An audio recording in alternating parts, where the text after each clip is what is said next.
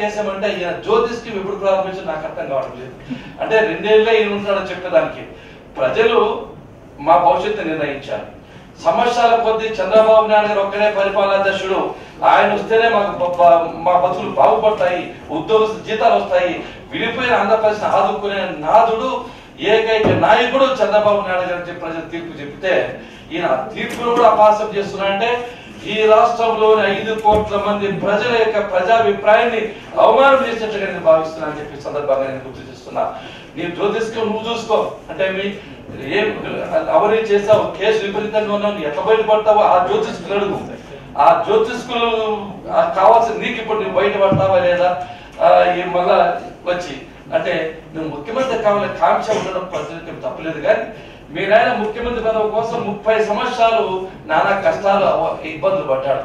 నువ్వు వచ్చిన సంవత్సరమే తండ్రి శవం అక్కడ ఉన్నప్పటికే కళ్ళు నీళ్లు కూడా కార్చుకోకుండా ముఖ్యమంత్రి పదవి కోసం సంతకాలు చేసి నీకు ఈ నీతి నిజాయితీ పద్ధతి విధానము భారత సంస్కృతి సాంప్రదాయం గురించి నీకు ఏమర్థమవుతుంది? ఏమర్థంగా నీకు ఒక్కటే ముఖ్యమంత్రి కావాలి, నీ ఏకైక లక్ష్యం.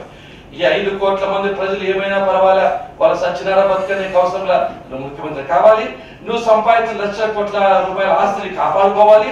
అదే సమయంలో నిబంధన కేసులు కొట్టేసుకునే ఒకే ఒక ఏకైక లక్ష్యం, ఏకైక ఉద్దేశం, ఏకైక టార్గెట్ పెట్టుకుని వచ్చినావు. కానీ ఏ రోజు కూడా ఈ పేద ప్రజల కష్టాలు ఉన్నారు, ఇబ్బందులు ఉన్నారు, వాళ్ళు ఆదుకోవాలి. నీరు లేదు అంటే రాజధాని లేదు, వైద్యాలయాలు లేవు, విద్యాలయాలు లేవు, అదే విధంగా ఉద్యోగాలు లేవు ప్రజలకు. ఈ కష్టాల్లో ఉన్నాం, దీన్ని ఆదుకునేదానికి ప్రతిపక్ష నాయకుడిగా బాధ్యతగా వ్యవహరిస్తామని ఆలోచన చేయకోకుండా ప్రతి ఒక్కదానికి ఆటంకం కల్పించుకుంటూ లేని పనులు ప్రజలు రెచ్చగొడుతూ ఈ రోజున ల్యాండ్ పూలింగ్ సిస్టమ్ లో వాళ్ళ కుటుంబాలు బాగుపడతాయి. అంటే వాళ్ళకి వచ్చే భూమిని డెవలప్ చేసి ఇస్తున్నామంటే 4 రెట్ల ఆదాయం వస్తుంది. అమ్ముకుంటే రైతుకి ఈ రోజు ఎకరా భూమి అమ్ముకుంటే ఏ విత్తం వస్తుందో 4 రెట్ల ఆదాయం వస్తుంది. వాళ్ళు బాగుపడే నీకు ఇష్టం లేదు, నీ కళ్ళు గుర్తున్నాయి, నువ్వు ఎప్పుడు కూడా శాడిస్టు, నీకు ఎప్పుడు కూడా బాగుపడే నీకు నచ్చదు. రైతులకి మేలు జరిగింది, ప్రపంచంలోనే జరిగిన ప్యాకేజ్ జరిగిందని చెప్పి సందర్భంగా నేను గుర్తు చేస్తున్నాను. అదే విధంగా ఈ రోజున రైతులు కాన్సెంట్ తో తీసుకుంటున్నాం. ల్యాండ్ పూలింగ్ సిస్టమ్ అత్యుత్తమైంది, ఎంతకంటే పెద్ద సిస్టమ్ లేదు. ఈ రోజు రైతులంతా ఆనందంతో టపాకాయలు కాల్చుకుంటున్నారు, మీరేమో పంట పొలాలు కాల్చుతున్నారు. మీ నైజం ఇది, మా నైజము ఈ విధంగా కనపడతారని చెప్పి సందర్భం గుర్తు చేస్తున్నా.